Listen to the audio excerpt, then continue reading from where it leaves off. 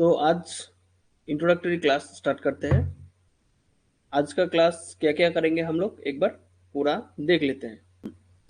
आज का class normally UGC net अभी हम लोग एक साथ हुए हैं कि यूजीसी नेट जियोग्राफी 2025 का जून, आने वाले जून, क्योंकि हमारे हाथ में बहुत कम टाइम है, उसको कैसे अच्छे ढंग से तैयार किया जाए, यानी हमारा प्रिपरेशन कैसे होना चाहिए, हम कौन सा चीज़ ऐसा हो जो पढ़े और कैसे पढ़े।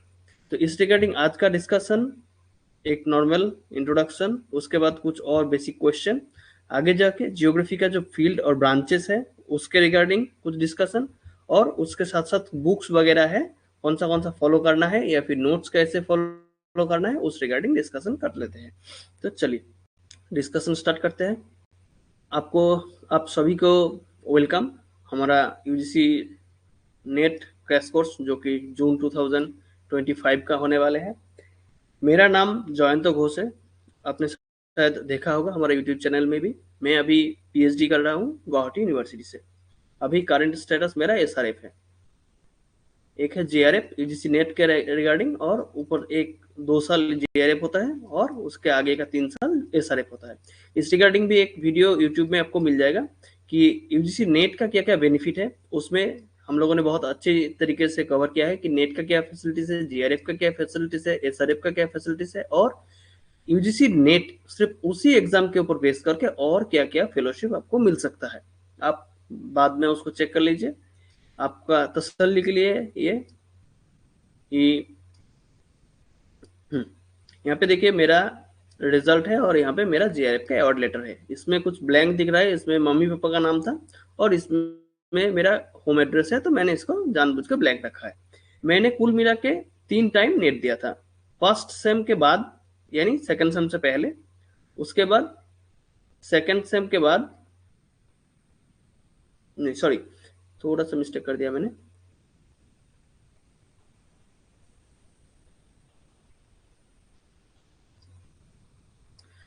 मैंने 3 टाइम नेट दिया था, जिसमें सेकेंड सेम के बाद दिया था एक, फिर थर्ड सेम के बाद में दिया था, और फोर्थ सेम तुरंत एग्जाम होगा उसके बाद एक दिया। ये 3 टाइम मैंने नेट दिया। लेकिन रिजल्ट क्या, फर्स्ट टाइम मैंने जब नेट दिया उसमें मुझे नेट हो गया, सेकेंड टाइम में भी मेरा नेट हो गया, और थर्ड टाइम में मुझे मिला जेआरएफ। लेकिन इन तीनों का डिफरेंस ये है, फर्स्ट टाइम मुझे जब नेट मिला मुझे 4 क्वेश्चन के लिए जेआरएफ छूट गया। मैं जनरल कैटेगरी से आता हूँ, तो 4 क्वेश्चन के लिए पहला बार नेट छूटा। नेक्स्ट टाइम मैंने जब दिया उस टाइम मुझे 2 क्वेश्चन के लिए छूटा। तो आप अंदाजा लगा सकते हैं कि उस टाइम मुझे भी कितना डिमोटिवेट पेन हुआ था। लेकिन नेक्स्ट टाइम मैंने जब दिया, तो जबकि पहले बार 4 क्वेश्चन के लिए नहीं हो रहा था, दूसरा बार 2 क्वेश्चन के लिए नहीं हो रहा था, तीसरी बार मैंने जब दिया तो जेआरएफ का काट ऑफ था 66%। और जियोग्राफी का मेरा स्कोर आप देख सकते हैं यहाँ पे, ये जो आपको दिख रहा है 78 शायद आपको दिख रहा है, ये मेरा जियोग्राफी का मार्क्स है। और टोटल नेट का जो जेआरएफ का जो कट ऑफ था वो था 66, यानी इसमें आपको एक बहुत लंबा अंतर दिख रहा है, जबकि पहले हो नहीं रहा था जेआरएफ। नेक्स्ट टाइम जब जेआरएफ हो, जेआरएफ से बहुत ज्यादा मार्क्स आया। तो मेरा बोलने का भी सिर्फ एक ही मतलब है इसमें कि इस टाइम यानी फर्स्ट और सेकेंड टाइम के साथ साथ मैंने थर्ड टाइम में ऐसा कौन सा स्ट्रेटेजी लगाया, मेरा पढ़ने के तरीके में ऐसा कौन सा एड ऑन हुआ जिसके वजह से मुझे इतना मार्क्स मिला। उसी स्ट्रेटेजी आप लोगों के साथ इस पूरे कोर्स में हम शेयर करेंगे, छोटा छोटा हिस्से में, और आपको पूरा उंगली पकड़ के लेके जाने की कोशिश करूंगा मैं। कैसे, वो आज के भी अभी आगे वाले लेक्चर में बताएंगे। तो आप यहाँ से देख सकते हैं कि मेरा फर्स्ट पेपर का जो मार्क्स था वो था 62, सेकेंड पेपर का था 78, इसमें परसेंटाइल है, और कुल मिला के टोटल था ये। तो ये हुआ टोटल परसेंटाइल 99.9848। हालांकि जियोग्राफी का मेरा परसेंटेज है 99.9909। ये बोलने का मतलब ये नहीं कि मुझे बहुत नंबर आ गया, देखो मेरा बोलने का मतलब सिर्फ एक ही है, आप मुझ पे बिलीव कर सकते हैं। यहाँ पे और भी पुराना स्टूडेंट जुड़ा हुआ है, उन लोगों का रिजल्ट मिला है, तो आई होप उन लोगों के लिए इतना तकलीफ नहीं है। लेकिन आप क्योंकि पहली बार आ रहे हैं तो आप बिलीव करिए, हम लोग अच्छा रिजल्ट ला के देखेंगे। तो यहाँ पे देखिए जेआरएफ और असिस्टेंट, अच्छा जो नेट का जो मार्कशीट मिलता है वो कुछ कुछ ऐसा मिलता है, बाद में ये पीडीएफ आपको मिल जाएगा, आप देख सकते हो वहाँ पे। और जेआरएफ का जो अवार्ड लेटर होता है वो ऐसा होता है। तो आगे हम लोग, ये तो नॉर्मल हो गया। अब नेट के रिगार्डिंग कुछ बेसिक क्वेश्चन अगर आपने नहीं सुना है तो 2-4 मिनट में हम इसको कोशिश करते हैं कि डिस्कस कर लें, क्योंकि इसमें बहुत ज़्यादा टाइम देने का मतलब नहीं है। आपको पता है जियोग्राफी में, सॉरी, नेट में 2 पेपर होता है, एक पेपर 1 और एक है पेपर 2। पेपर 1 जो है वो सबके लिए कॉमन है, और पेपर 2 अपना सब्जेक्ट का होता है, जो हमारे लिए अभी जियोग्राफी है। ठीक, तो हमारे लिए है जियोग्राफी। उसमें बाद कितना क्वेश्चन आता है, देखिए पेपर 1 का जो क्वेश्चन आता है वो आता है 50 क्वेश्चन, और पेपर 2 का जो कितना क्वेश्चन आता है वो है 100 क्वेश्चन। तो यहाँ पे जो मार्क्स दिया गया है, आप देखिए यहाँ पे 62 ऑब्टेन्ड, ये 62, मैक्सिमम मार्क्स 50 फर्स्ट पेपर के लिए, सेकंड पेपर के लिए 200। यानी अगर मार्क्स का सिस्टम आप देखेंगे तो मार्क्स में इसका क्या रिजल्ट है, मार्क्स के लिए आपको बता दूं कि कोई भी क्वेश्चन हो, एक क्वेश्चन उसके लिए 2 मार्क्स है, और नेगेटिव मार्किंग नहीं है, कोई भी नेगेटिव मार्किंग नहीं है। और पर क्वेश्चन के लिए आपको 2 मार्क्स मिलेगा, यानी जितना भी क्वेश्चन है 100 में से आपको 100 अटेंड करना है। हालांकि आपको आए नहीं आए कोई बात नहीं, क्योंकि इसमें नेगेटिव मार्किंग अभी तक नहीं है। ओके, तो फर्स्ट पेपर के लिए 50 क्वेश्चन, यानी 50 क्वेश्चन अगर हो गया तो मार्क्स कितना होगा 100, और सेकेंड पेपर के लिए 100 क्वेश्चन यानी 200 मार्क्स। तो टोटल कुल मिला के कितना आया 300। तो आपको जो नेट होगा या फिर जेआरएफ होगा, उसके साथ साथ और एक नया कैटेगरी आया है, वो है पीएचडी। तो इस तीनों का डिफरेंस मैंने यूट्यूब में दे के रखा है, आप मैं लिंक भेज दूंगा, आप देख सकते हैं वहाँ पे। तो आपका पीएचडी कैटेगरी में सिलेक्ट होगा, नेट कैटेगरी में सिलेक्ट होगा, जेआरएफ कैटेगरी, कौन सा फैसिलिटीज आपको मिलेगा, ये टोटल मार्क्स जो है 300 इसके ऊपर बेस करके होता है। लेकिन इसमें एक जरूरी बात मैं हमेशा बोल लूंगा कि यहाँ पे देखिए पेपर 1 पेपर 2 दो पेपर है, एग्जाम एक ही है, नेट पेपर 2 है, और टोटल जो मार्क्स आएगा उसके ऊपर बेस करके आपका ये फैसिलिटीज अलॉट होता है। लेकिन आप मान के चलिए ये एग्जाम एक नहीं है, एग्जाम 2 है, यानी पेपर 1 का अलग एग्जाम है, पेपर 2 का अलग एग्जाम है। ऐसा मैं इसीलिए बोलता हूं, देखिए पेपर 1 पेपर 2 यहाँ पे 50 क्वेश्चन है, यहाँ पे 100 क्वेश्चन है, तो वेटेज के हिसाब से पेपर 2 ज्यादा है। आप सब्जेक्ट इतने दिन से सब्जेक्ट ही पढ़ के रखा है, आपने ग्रेजुएशन करके रखा है, आपने पीजी करके रखा है, तो सब्जेक्ट का आपका फोकस ज्यादा होगा और आपको आता भी ज्यादा है। लेकिन कभी कभी क्या होता है, ये जो 50 क्वेश्चन है फर्स्ट पेपर का, कभी कभी होता है कि ये फर्स्ट पेपर का क्वेश्चन थोड़ा टफ आ जाता है, या फिर स्टूडेंट जैसे सोच के गया था एग्जाम हॉल में उस टाइप का नहीं आता है। तो उसमें हो सकता है कि तुमने जैसे सोच के गया, अगर नहीं आया तो कॉन्फिडेंस थोड़ा लो होता है और मार्क्स भी लो आता है। लेकिन अगर तुम ये मान के चलोगे कि दोनों पेपर एक ही एग्जाम है, नेट है, तो यानी फर्स्ट पेपर का अगर गलत हो रहा है तो सेकंड पेपर में उसका इफेक्ट आ जाता है, क्योंकि दोनों एग्जाम एक ही है, और एक हिस्से में आपने सही नहीं किया तो दूसरे हिस्से में प्रेशर आ जाता है। लेकिन अगर आप ये मान के चलेंगे कि दोनों पेपर अलग अलग है और दोनों एग्जाम भी अलग है, हालांकि आपको एक साथ बैठ के ही देना है, लेकिन दोनों का क्राइटेरिया अलग है, दोनों का पूरा ही अलग है। तो उस टाइम क्या करेंगे आप, उस टाइम फर्स्ट पेपर को फर्स्ट पेपर की तरफ लेंगे, सेकंड पेपर को सेकंड पेपर की तरफ लेंगे। यानी फर्स्ट पेपर का जैसा प्रिपरेशन आप वैसे रिप्रेजेंट करेंगे, सेकंड पेपर का आपका जैसा प्रिपरेशन है आप वैसे रिप्रेजेंट करेंगे। फर्स्ट पेपर अगर खराब भी हो जाए तो सेकंड पेपर में उसका उतना इफेक्ट नहीं आएगा। समझ में आ गया आई होप। ये बहुत क्रिटिकल पॉइंट है, आप पहले दिन से ये माइंड में लेके चलिए कि फर्स्ट पेपर का एग्जाम अलग है, सेकंड पेपर का एग्जाम अलग है, ताकि एग्जाम हॉल में फर्स्ट पेपर खराब होने से सेकंड पेपर खराब ना हो। मैं ये बिल्कुल नहीं कह रहा हूं कि फर्स्ट पेपर खराब ही होगा, अगर हो जाए तो उसका बैकअप आपके पास रहेगा। अच्छा, टाइम कितना है, टाइम के मामले में फर्स्ट पेपर का 50 क्वेश्चन है, उसमें आपको देंगे, अच्छा first paper 50 question, second paper 100 question. First paper के लिए 1 आवर, सेकंड पेपर के लिए 2 आवर, यानी कुल मिला के 3 आवर्स। तो अगर आप देखेंगे रेशियो तो 150 क्वेश्चन है जिसमें आपको 3 आवर यानी 180 मिनट्स है। तो हर 5 क्वेश्चन के लिए आपके पास 6 मिनट है, यानी हर 6 मिनट में आपको 5 क्वेश्चन करना है। ठीक है, 6 मिनट में 5 क्वेश्चन, ये हो गया रेशियो। अच्छा, आई होप कितना पेपर है और पेपर में कितना क्वेश्चन आता है, और फर्स्ट पेपर के साथ सेकंड पेपर का क्या अंतर है, मार्किंग सिस्टम कैसा है, नेगेटिव मार्किंग है कि नहीं, हालांकि नहीं है, और उसके साथ साथ टाइम क्या है, कितने टाइम आपको मिलेगा एग्जाम के देने के लिए, तो वो हम लोगों ने देख लिया। दूसरा एक इंपॉर्टेंट पॉइंट मैं अभी के लिए बोल रहा हूं, क्योंकि आपने शायद देखा होगा, अगर नहीं देखा हुआ, कि यूजीसी नेट जून 2025 का जो नोटिफिकेशन आया है वो आ गया, नोटिफिकेशन आने वाला था वो आ गया। तो उसके रिगार्डिंग आप देख लीजिए एक बार फॉर्म फिलअप डेट कितना है। अगर आप फॉर्म फिलअप डेट देखेंगे तो वो 16 अप्रैल यानी स्टार्ट हो गया, 16 अप्रैल से 7 मई तक है। तो आपने अगर नहीं किया तो एक बार चेक कर लीजिए। और एग्जाम जो है, एग्जाम है 21 मई से 30 मई, ये कभी भी हो सकता है इन बीच।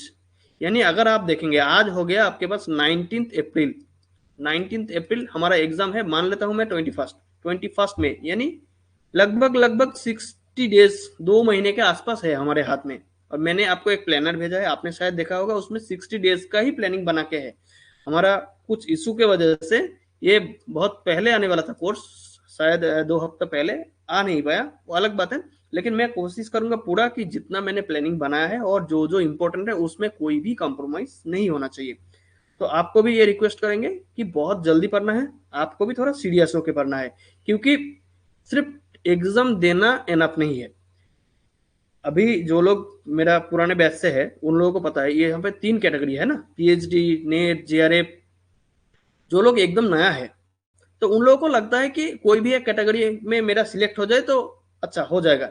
लेकिन जिसको 2-3 मार्क्स, अभी इसमें से आप में से एक बच्चा ऐसा भी है जिसको 3 क्वेश्चन के लिए जेआरएफ नहीं हुआ, तो सोचिए कितना पेन होता है। मेरा खुद का भी 2 क्वेश्चन के लिए जेआरएफ नहीं हुआ था।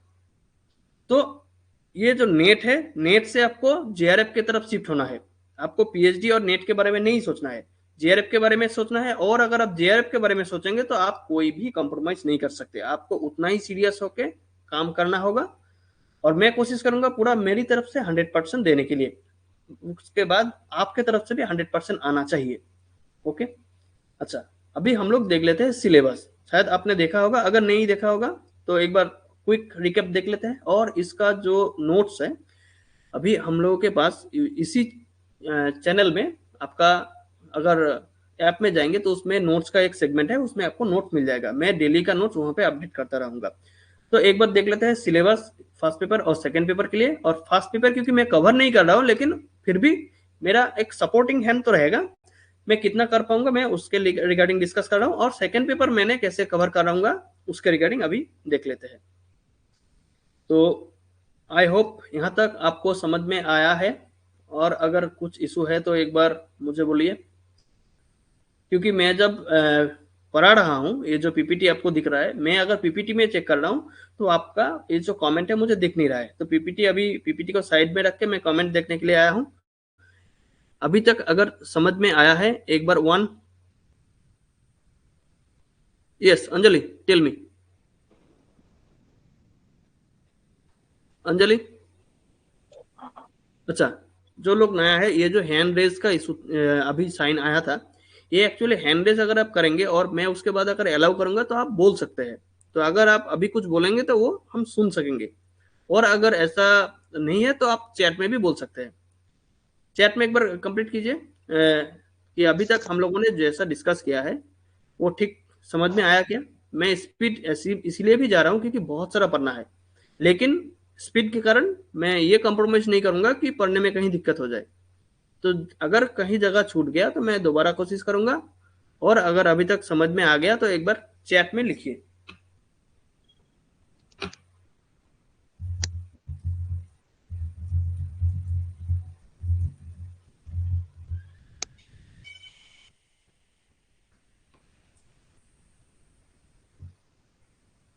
जैसे कि हम लोग नॉर्मल करते हैं, ये कोड याद रख लीजिए, आगे भी बोलूंगा। अगर आपको समझ में आया तो 1, और अगर नहीं आया तो 2। अगर समझ में आया तो 1, अगर नहीं आया तो 2।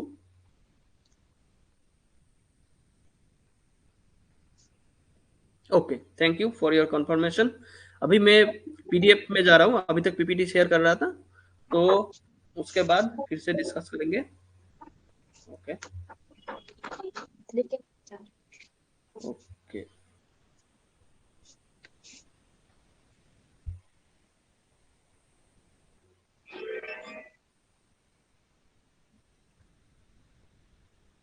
शायद मेरा वर्ड फाइल अभी दिख रहा है, एक बार कंफर्म कर दो 1। तो फिर मैं इसको जूम करके फिर इसको डिस्कशन में जाएंगे। एक बार कंफर्म करो। 1।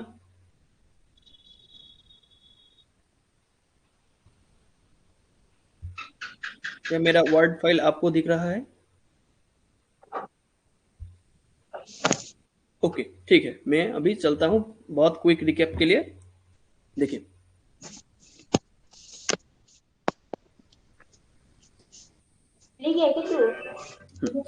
तो ये हो गया फर्स्ट पेपर का सिलेबस। यहाँ पे देखिए पेपर 1, ठीक है। पेपर 1 यूजीसी नेट, इस ये जो सिलेबस है, ये सिलेबस मैंने आपका वो जो नोट्स है, आपका नोट्स उसमें दे के रखा है, आप वहां से जाके बाद में देख सकते हैं बहुत आसानी से। तो अभी एक बार क्विक रिकैप ले लेते हैं।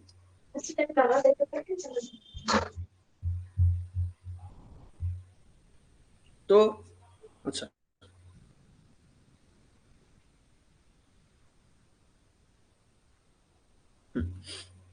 यूजीसी नेट में दो पेपर है, एक है पेपर 1, एक है पेपर 2। अभी हम लोग बात कर रहे हैं पेपर 1। पेपर 1 में कितना यूनिट है? 10 यूनिट। कितना यूनिट? 10 यूनिट। पेपर 1 के लिए 10 यूनिट है, और 10 यूनिट में हम लोगों ने देखा कितना मार्क्स है? 50 मार्क्स।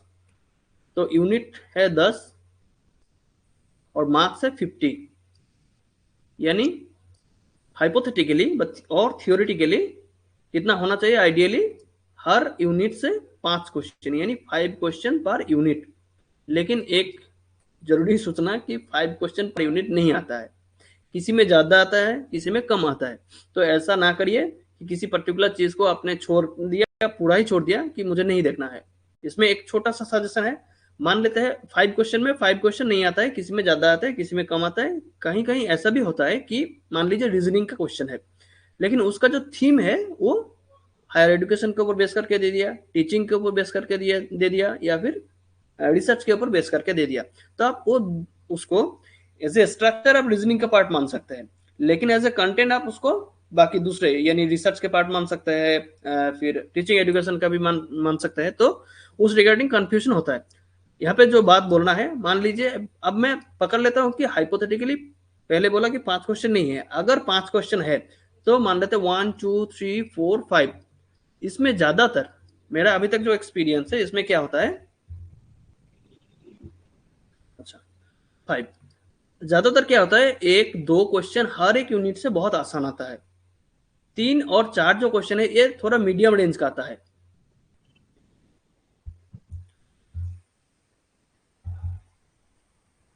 तो 1 और 2 आसान, 3 और 4 थोड़ा मीडियम, और एक क्वेश्चन बहुत टफ ही आता है इन जनरल। तो 5 नंबर वाला क्वेश्चन अगर बहुत अच्छी तरीके से नहीं पढ़ा है तो आपने नहीं कर सकते। तो अगर देखेंगे 1 और 2 यानी हर एक यूनिट 10 यूनिट, और 2 क्वेश्चन अगर आपको बहुत आसानी से आ रहा है तो आपको हो गया 20। ये 20 क्वेश्चन बहुत आसान है, अगर कोई भी यूनिट को आप धीरे से भी एक बार देख ले। उसके बाद ये 3 और 4 ये जो है मीडियम है, कहीं कहीं पे 3 और 4 दोनों मीडियम आता है, कहीं पे 3 वाला मीडियम आता है, 4 और 5 टॉप आता है। यानी 3 4 5 इसमें से आइदर एक मीडियम आएगा या फिर 2 मीडियम आएगा, और आइदर एक टॉप आएगा या फिर 2 टॉप आएगा। तो ये जो भी है, तो मान लीजिए आपके पास 10 यूनिट है, क्योंकि है ही, मानने की जरूरत नहीं है ही। तो 10 यूनिट में आपको पूरा पढ़ना है, क्योंकि यहाँ पे जो इजी क्वेश्चन है 2 क्वेश्चन वो तो आप लेंगे। उसके बाद ये जो 3 4 5 बाकी जो बचा हुआ है, मान लेते हैं 10 में से 5 यूनिट एक ऐसा है जिसको आपको बहुत अच्छा लगता है पढ़ने में, और ऐसा होगा भी। 10 यूनिट अगर अच्छा भी नहीं लगे तो 5 यूनिट होगा जिसमें आपका कमांड अच्छा होगा, आपको अच्छा लगेगा। तो ये जो बाकी जो 5 यूनिट है, इसमें भी आपको ये 3 और 4 जो मीडियम हिस्सा का है वो क्वेश्चन आप कर सकते हैं, यानी 5 into 2। तो इसमें 10 आ गया। तो आप देखिए 10 + 20 यानी 30 क्वेश्चन, यानी आपके पास 60% मार्क्स आ गया। ये 60% मार्क्स जो है ये लो हैंगिंग फ्रूट है, यानी आपको बहुत आसानी से ये मिल जाएगा अगर आप 10 के 10 यूनिट आप ठीक से पढ़ रहे हैं। बाकी जो 20 क्वेश्चन है यानी 40% मार्क्स, उसमें थोड़ा टफ आता है। तो इसके रिगार्डिंग मेरा फाइनल सजेशन फिर से मैं बोल रहा हूँ, अगर 10 यूनिट है आपको हर यूनिट पढ़ना है, क्योंकि 2 क्वेश्चन ऐसा आएगा जो बहुत आसानी से कर सकते हैं, और 10 यूनिट में 5 यूनिट आपको ऐसा मिलेगा जो आपको पढ़ने में मजा आ रहा है। और अगर आपको पढ़ने में मजा आ रहा है तो मीडियम रेंज का जो क्वेश्चन है वो आप आसानी से कर सकते हैं। तो 60% जो मार्क्स है ये आप ठीक ठाक कर सकते हैं। मेरा भी फर्स्ट पेपर में 62% मार्क्स आया था। आप देखिए 62% मार्क्स आया, उसके बाद भी क्योंकि मेरा सेकंड पेपर स्ट्रेंथ बहुत ज़्यादा था, 78% आ गया। तो उसके बाद भी मुझे जेआरएफ मिला और अच्छा खासा मार्क्स मिल गया। तो मेरा सजेशन फिर से वही है, फर्स्ट पेपर को हल्के में ना ले। ओके, फिर आता हूँ अब सिलेबस में क्या क्या आता है। बहुत स्पीड में जाता हूँ क्योंकि आपको ये पीडीएफ भी मिल जाएगा और आप उस हिसाब से देख भी सकते हैं। तो एक यूनिट है, पॉइंटर कहाँ गया भाई, एक फर्स्ट यूनिट है टीचिंग एप्टीट्यूड, ठीक। नेक्स्ट यूनिट है रिसर्च एप्टीट्यूड। उसके आगे वाला एप्टीट्यूड है कंप्रीहेंशन। ये जो कंप्रीहेंशन है बहुत ही आसान है, ये क्वेश्चन आस्क फ्रॉम पैसेज, तो आप आसानी से इसको कर सकते हैं। उसके आगे है कम्युनिकेशन। उसके आगे है मैथमेटिकल रीजनिंग एंड एप्टीट्यूड। उसके आगे है लॉजिकल रीजनिंग। उसके आगे है डेटा इंटरप्रिटेशन। देखिए डेटा इंटरप्रिटेशन में आपका एक अपर हैंड रहेगा, मैं इसीलिए बोल रहा हूँ इसको। आप अगर देखेंगे तो data sources of data classification, आप अगर पीजी करके रखा है या फिर पीजी में है तो आपको डिसर्टेशन करना पड़ता है। तो उस टाइम में डिफरेंट डिफरेंट डेटा टाइप हम लोग करते हैं। आगे जाके देखिए क्वांटिटेटिव डेटा, क्वालिटेटिव डेटा, ये जो है qualitative and quantitative source and data, ये हम लोग जियोग्राफी के तहत जब स्टैटिस्टिक्स पढ़ेंगे तो ये सारा हिस्सा हम लोग कवर भी करेंगे वहां पे। यहाँ पे देखिए ग्राफिकल रिप्रेजेंटेशन, बार, हिस्टोग्राम, पाई, टेबल, लाइन, ये जो है ये भी हम स्टैटिस्टिक्स जब जियोग्राफी में पढ़ेंगे तब उसमें ये कवर हो जाएगा। आगे जाके देखिए यहाँ पे मैपिंग ऑफ डेटा। तो मैपिंग ऑफ डेटा एक तो है कार्टोग्राफी, जब हम पढ़ेंगे जियोग्राफी का जो टेक्निक है उसमें ही आता है कार्टोग्राफी। और कार्टोग्राफी के साथ साथ रिमोट सेंसिंग जीआईएस, हालांकि रिमोट सेंसिंग जीआईएस यहाँ पे लागू नहीं होता है लेकिन कार्टोग्राफी का कुछ कुछ हिस्सा यहाँ पे लागू होता है। तो जितना चाहिए उससे ज्यादा हम लोग ऑलरेडी कवर करेंगे। Data interpretation and data governance, ये नॉर्मल आसान है। डेटा इंटरप्रिटेशन अगर आप जियोग्राफी का प्रैक्टिकल अभी तक करके रखा है यूपीजी तक आने वाले, तो उसमें जो हम लोग डेटा इंटरप्रिटेशन करते हैं, इमेज इंटरप्रिटेशन करते हैं, उसी टाइप का है, उससे आसान है। तो ये सेकंड, ये जो यूनिट है डेटा इंटरप्रिटेशन, इसमें आपका एक अपर हैंड रह जाएगा। जैसे कि मैंने आपको बोला कि 10 यूनिट में 5 यूनिट आपको ऐसा मिलेगा जो बहुत आसानी से हो जाएगा, उसमें से एक यूनिट आपके लिए ये हो सकता है। आगे जाके देखिए इंफॉर्मेशन एंड कम्युनिकेशन टेक्नोलॉजी, इसमें बहुत बेसिक क्वेश्चन आता है और जितना दिन जा रहा है, जितना टेक्नोलॉजी आगे बढ़ रहा है, तो हम लोग उतना हैबिचुएट भी हो रहा है। तो हो सकता है कि इसमें आपको अपर हैंड मिले, अगर नहीं मिले तो आप एक बार चेक कर लीजिए। नेक्स्ट एक यूनिट है जो है पीपल एंड एनवायरमेंट। ये जो है इसमें जो भी है, देखिए development of environment, human environment interaction, environmental issues, impact of pollutions और pollutants, energy, natural hazard, environmental protection act, national and international agreement जो है, जो लॉ है। तो ये जो है पीपल एंड एनवायरमेंट, ये हम लोग, हमारा भी एनवायरमेंट एक यूनिट है, अभी आज थोड़े टाइम बाद डिस्कस करेंगे, तो उसमें ये बहुत अच्छी तरीके से कवर कर लेंगे। यानी यहाँ पे जो यूनिट है इसमें भी आपका एक अपर हैंड रह जाएगा। यानी 2 यूनिट जो कि डेटा इंटरप्रिटेशन और पीपल एनवायरमेंट एंड डेवलपमेंट, ये जो यूनिट है इस दोनों आपका जियोग्राफी के साथ साथ ऑटोमेटिक कवर हो जाएगा। उसके आगे देखिए हायर एजुकेशन, ये आपको पढ़ना पड़ेगा खुद से। तो इसके लिए आपको करना क्या है, मैं फिर एक बुक का नाम सजेस्ट करूंगा, आप उसको जरूर देखेंगे। तो क्या अभी तक फर्स्ट पेपर रिगार्डिंग जितना मैंने बोला ये समझ में आया, 1 या 2? अगर आप थोड़ा कहीं पे भी रिपीट करना चाहेंगे तो 2 करिए, क्योंकि हमारा टाइम बहुत कम है तो मैं स्पीड जा रहा हूँ। और स्पीड जानने के मतलब, लाइव में ये सब डिस्कस करने का मतलब, आपके पास ये अपॉर्चुनिटी है कि आप क्वेश्चन पूछ सकते हैं। कुछ कुछ हिस्सा आपको रिकॉर्डेड भी मिलेगा लेकिन वहां पे आप पूछ नहीं सकते। क्या यहाँ तक आपको समझ में आया? 1 2? अच्छा यस नो लिखिए, क्योंकि पहले से 1 लिखा है तो मैं कंफ्यूज हो जाऊंगा। Yes no? क्या यहाँ तक समझ में आया? नहीं तो फिर मैं पीपीटी में जाऊंगा।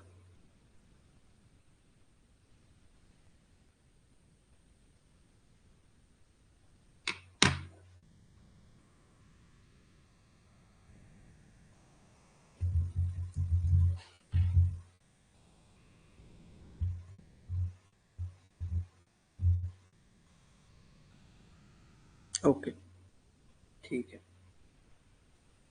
Thank you. फिर हम लोग जाते हैं पीपीटी में। तो हम लोगों ने यूजीसी नेट का पेपर 1 जो है वो, उसको रिगार्डिंग बेसिक इंट्रोडक्शन हम लोगों ने देख लिया कि कितना यूनिट है, बेसिक यूनिट कितना है, फिर हम लोगों को कैसे उसको अप्रोच क्या होना चाहिए, हमारा कितना क्वेश्चन आता है वो तो हम लोग पहले से ही देख लिया। अच्छा, सजेशन क्या है? देखिए, फर्स्ट पेपर का जो हिस्सा है उसमें मैं एक बुक आपको रेकमेंड करूंगा। अगर आपके पास कोई भी बुक है तो अच्छा है, अगर नहीं है तो आप ऑक्सफोर्ड पब्लिकेशन का एक बुक है, ऑक्सफोर्ड पब्लिकेशन। ये जो बुक है, मैंने अभी तक मेरे जितना भी लोगों ने पढ़ा है मुझे अच्छा ही रेकमेंड किया है कि हाँ ये बुक अच्छा है। तो ऑक्सफोर्ड पब्लिकेशन का एक फर्स्ट पेपर का बुक है, वो आप कोशिश कीजिए कि ये जो बुक है ये आपके पास हो। दूसरा है, हम लोग mock test, PYQ past paper के लिए भी अरेंज करेंगे।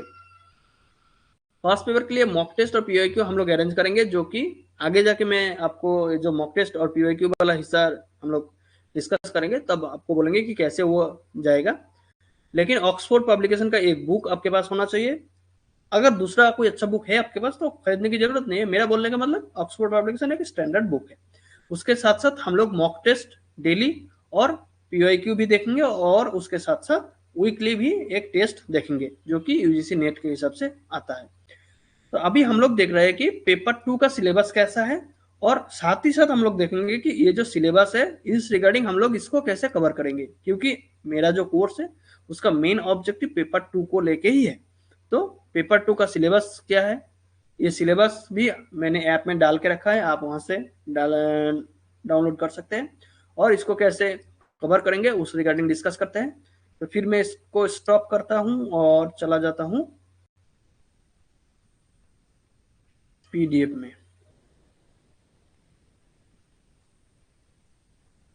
अच्छा, फिर से मैं एक बार पूछ रहा हूँ कि अभी वर्ड फाइल में मैंने फर्स्ट पेपर को कैसे हैंडल करना है उसके रिगार्डिंग एक छोटा सा डिस्कस किया।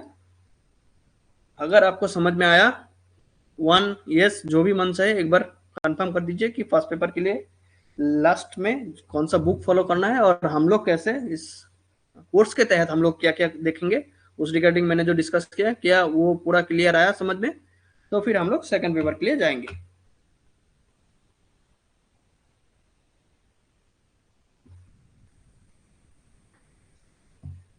अच्छा, मैं नॉर्मली एक आपको एक छोटा सा एक टिप्स देना चाहूंगा।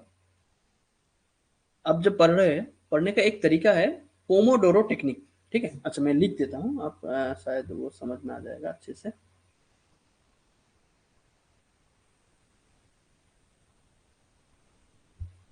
इसमें एक ब्लैंक जगह देख के मैं लिख रहा हूँ।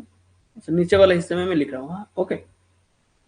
आप यहाँ पे इसको गूगल भी कर सकते हैं। मैं एक टेक्निक का नाम बोल रहा हूँ, पोमोडोरो टेक्निक। इसका नाम है पोमोडोरो टेक्निक। ठीक है, ये पढ़ने में आसानी से याद रखने का एक टेक्निक है। इसका क्या हिस्सा है? अच्छा, नॉर्मली देखिए, आप अगर पढ़ेंगे, नॉर्मली आप कोशिश एक बार सोच के देखिए, आपने शायद 2 घंटा बैठ के पढ़ेंगे। आपने 8 बजे से डिसाइड किया कि मैं 8 बजे से 10 बजे तक फिर पढ़ूंगा, फिर मैं खाना खाऊंगा। तो 2 घंटा अगर आप पढ़ने के लिए बैठेंगे, तो इन जनरल एग्जाम के टाइम नहीं बोल रहा हूँ, एग्जाम के टाइम हमारा दिमाग कुछ और ही लेवल का काम करता है। लेकिन नॉर्मल अगर देखेंगे आप, तो 2 घंटा अगर पढ़ेंगे, तो मान लीजिए 8 से 10 बजे तक पढ़ना है हमको, तो आप देखेंगे 8 से 8:20 तक हमारा मन बैठता है, या फिर 25 तक बैठता है। फिर माइंड कहीं और ही डायमेंशन में घूमता है। आज क्या खाया, किसके साथ मिला, क्या पहन के गया, किसी दोस्त ने कुछ बोला है क्या, अचानक मतलब माइंड कुछ और ही लेवल पे काम करता है।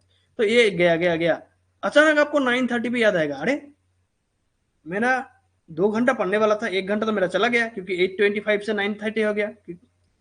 उसके बाद अचानक जैसे आपको माइंड में क्लिक होगा, फिर आप 9:30 से 10 बजे तक अलर्ट हो जाएंगे, क्योंकि यार आधा घंटा ही बचा है, हमको बहुत अच्छा पढ़ना है, और बहुत अपने पढ़ने के साथ पहले शायद कुछ टारगेट भी लेके रखा है कि मुझे इतना तक पढ़ना है।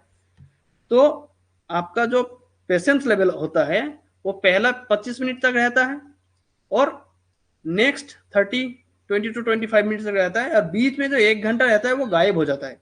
यानी पेशेंस लेवल को अगर ग्राफिकली रिप्रेजेंट करेंगे, तो पेशेंस लेवल कुछ कुछ इस पे दिखेगा, नहीं दिखेगा। अच्छा, पेशेंस लेवल कुछ कुछ ऐसा होता है, मान लीजिए ये वाई एक्सिस। अच्छा, थोड़ा नीचे करते हैं इसको। तो पेशेंस लेवल मान लीजिए इसको कैसे काम करता है पेशेंस लेवल। तो पहले जब आप पढ़ेंगे, फिर ऐसे आएगा, ऐसे पीक लेवल आएगा, पीक के बाद ऐसे डाउन होगा, डाउन होगा, डाउन होगा, चलेगा चलेगा चलेगा चलेगा, फिर अचानक आपको याद आएगा, फिर पीक आएगा, फिर आएगा डाउन, क्योंकि उसके टाइम तक आपका टाइम ओवर हो गया। तो आप देखेंगे कि ये वाला आपका प्रोडक्टिव आया, इसमें बहुत लो प्रोडक्टिविटी, फिर ऊपर यहाँ जब आया फिर से ज्यादा प्रोडक्टिविटी। ये जो प्रोडक्टिविटी इन जनरल होता है, आपके साथ भी हुआ होगा, मेरा साथ भी होता है। तो इसको अवॉइड करने के लिए एक टेक्निक है पोमोडोरो टेक्निक। ये पोमोडोरो टेक्निक क्या बोलते हैं, ये साइंटिफिकली प्रूवन है कि आप 25 मिनट पढ़िए, 25 मिनट एक साथ बैठ के पढ़ना है। मेरे पास अभी स्मार्ट वॉच है, तो मैं भी इसी टाइम जब मेरा पढ़ने का मन नहीं करता तो मैं इस फॉलो करता हूँ इसके अभी भी।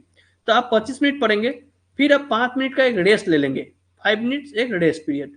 तो ये जो रेस्ट पीरियड है, इस टाइम में आपने पढ़ने के साथ कोई भी लिंक नहीं है, आप पढ़ने के टेबल से उठ जाइए, कहीं पे घूमिए, कुछ भी बोलिए, चाय पी के आइए, बाथरूम से आइए, पानी पी के आइए, कुछ भी करिए। ये 5 मिनट रेस्ट पीरियड है, लेकिन ये रेस्ट पीरियड के टाइम आप पढ़ने के बारे में नहीं सोचेंगे।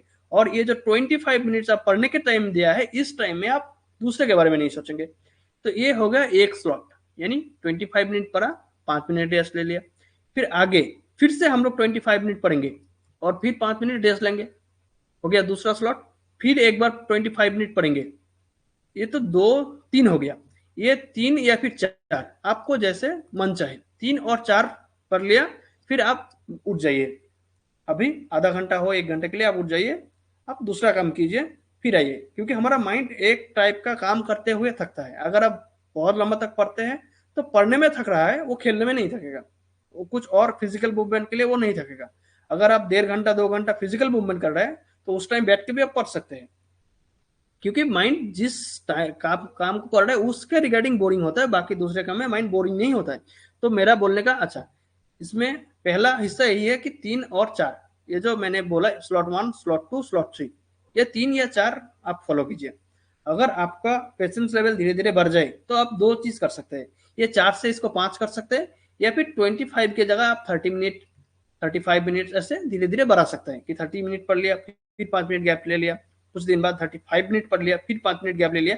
लेकिन 45 मिनट के ऊपर मत जाइए, मैं इसीलिए बोल रहा हूँ 45 मिनट्स के ऊपर मत जाइए। आपका क्लास जो स्कूल या कॉलेज में बनाया गया है, आप देखेंगे ये 45 मिनट टू 1 आवर का ही होता है, क्योंकि उस टाइम तक माइंड बैठता है। फिर 60 मिनट के बाद वो गैप दे देता है, क्योंकि अगर आप बाहर से घूम के आएंगे तो माइंड भी थोड़ा फ्रेश हो जाएगा, फिर दोबारा चीजें ले सकते हैं। तो आप कोशिश कीजिए 25 से स्टार्ट करिए, जितना हो सके आप आगे लेके जाइए।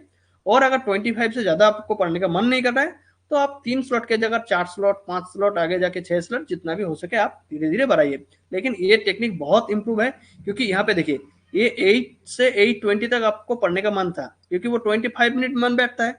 तो यहाँ पे जो पिकअप है ये पिकअप ही रह गया, अब 5 मिनट गैप हो गया, फिर से एक पिकअप आएगा, तो ये बीच में जो गैप आया इतना गैप नहीं आएगा, तो इसमें फिर से एक पिकअप आया, फिर 5 मिनट गैप आया, फिर से एक पिकअप आया। तो यानी इसमें जो आपको दिख रहा है अभी ऐसा, तो वो हो जाएगा ऐसा। अभी अगर फिर से प्रोडक्टिविटी को हम लोग मार्क करेंगे तो ऐसा हो जाएगा, ये 2 घंटा, वही अभी ऐसा हो गया। तो ये फिर ये फिर ये। तो आपको देख के लग सकता है कि मैं पहले 120 मिनट पढ़ रहा था, अभी क्योंकि 5 मिनट का गैप है तो अभी शायद मैं 100 या 105 मिनट पढ़ रहा हूँ, लेकिन ये ज्यादा प्रोडक्टिव है, क्योंकि आप इसमें ज्यादा फोकस कर रहे हैं। तो आप ये देखेंगे तो कितना बार पीक में जाएगा आप, यहाँ पे ये जो गैप है ये गैप आपको नहीं आएगा। तो पोमोडोरो टेक्निक आप जरूर फॉलो कीजिए, अगर आपको समझ में आ गया तो अच्छा है, और अगर थोड़ा और भी जनरल वे में आप इम्प्लीकेशन चाहते हैं तो शायद यूट्यूब में आपको मिल जाएगा। तो क्या ये पोमोडोरो टेक्निक समझ में आया कि पढ़ने का जो फ्रीक्वेंसी है, जो टाइम टेबल है, उसके रिगार्डिंग हम लोग कैसे एक साइंटिफिक वे में पढ़ सकते हैं। आपने शायद ये अगर समझ में आया तो 1 2 कुछ लिखिए, अगर नहीं आया तो 2 मैं फिर से कोशिश करूंगा। लेकिन आपने शायद ये एक्सपीरियंस किया होगा कि 2 घंटा 1.5 घंटा एक साथ बैठ के बाद हम लोग पढ़ नहीं पाते हैं, तो बीच में कुछ ऐसा भी हिस्सा होता है जो मन नहीं करता। लेकिन ये टेक्निक अगर आप फॉलो करेंगे तो ये टेक्निक आपको काम देगा। मैं खुद भी अभी भी फॉलो करता हूँ, और मैंने अभी तक जितने लोगों को सजेस्ट किया उस लोगों ने जिस जिस लोगों ने भी फॉलो किया उन लोगों ने भी वही फीडबैक दिया। ओके।